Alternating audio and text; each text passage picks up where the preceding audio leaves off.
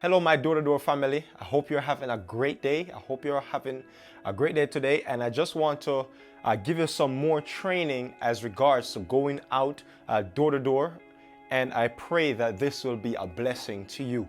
All right, so we want to talk about 2x2. The 2x2 method is a very important thing to do while we are going out, that we practice this important principle. Hear what Ellen G. White says when it comes on to going door to door. She says that Jesus bade them go out two and two through the towns and what? And villages. None were sent forth alone, but brother was associated with brother, friend with friend, each. Thus they could help and encourage each other, counseling and praying together, each one's strength supplementing the other's weakness. It was the Savior's purpose that the messengers of the gospel should be associated in what? In this way.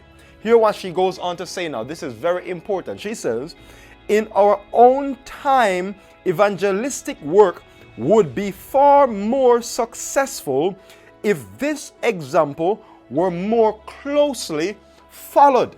You hear what she just says?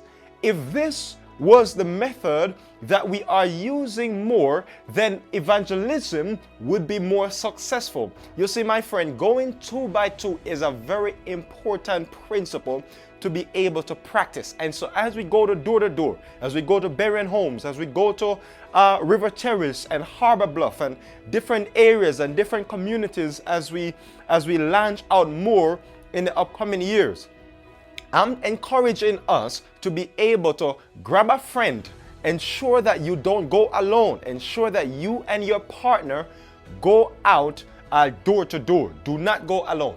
And so this, you're going to see that this is a more effective work. Even the wise man in the book of Ecclesiastes gives us even more when it comes on to going out 2x2. Hear what he says. He says that two are better than what? Than one, because they have a good return for their labor. For if one falls down, his companion can lift him up.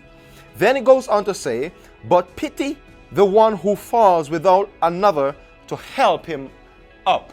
This is very important because this is throughout the Bible, both in the gospel and also even in the Old Testament, is recorded that two is better than one. And it's obvious, definitely, because if you go to Bible study, what happens is sometimes someone will ask you a question and you do not know what it is.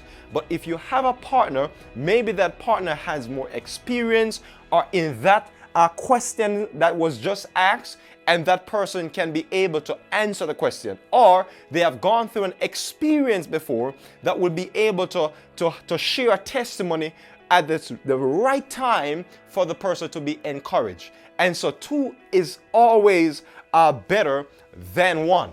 I remember when I was doing some door-to-door work in New York, and while I was there, what happened was I brought one of the seasoned church member with me. It was a gentleman. I think he was an elder at the time.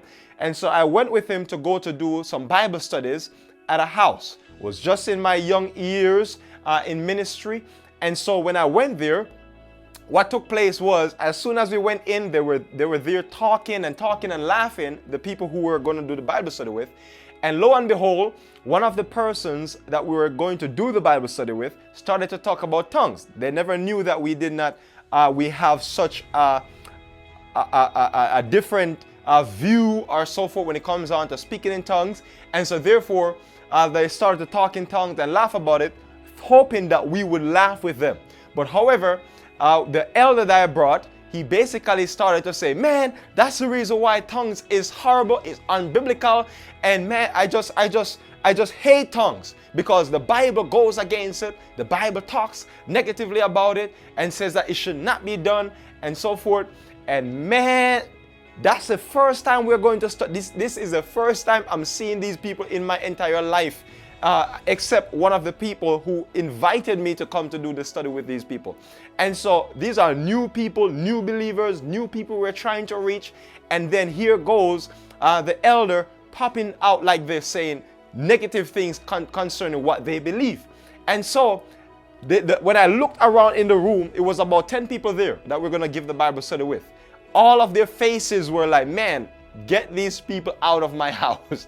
That was a facial expression that we were getting. And so as I saw that, I immediately says, well, man, well, you know what? Yes, you have that view, but I want to let you know that I personally disagree.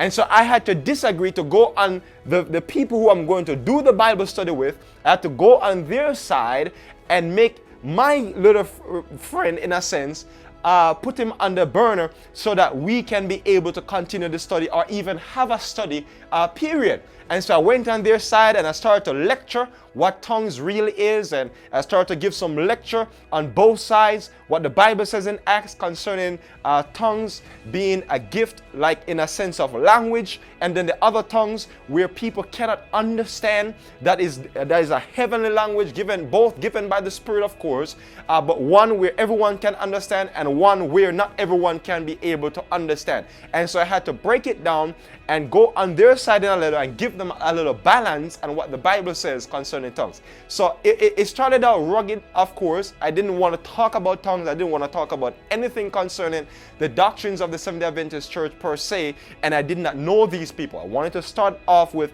building relationship, going a simple Bible study first, then transition later on. But because the elder popped out like that, I had to go on their side. And so therefore, if it was the elder alone that was there, for sure, within 2 minutes, he would have been out of the door. But because of two people going together and one sees that, man, he said something in a positive, he thinks it's positive, he's trying his best to do good, but anyway, it turned out to be bad. And so two people working together can be able to have more wisdom and reach more souls. And eventually people out of that group started to get baptized, of course, in the church. And so you saw fruits came out of it just by the fact of two people being there. That was the result. And so therefore, practice going out 2 by 2. Do not go by yourself. And by God's grace, I pray that this, as you practice it, will be a blessing to you and your teammate. And so as you go to door, call your friend, call your partner, and go door to door 2 by 2. God bless you, and stay tuned to the next training session. God bless.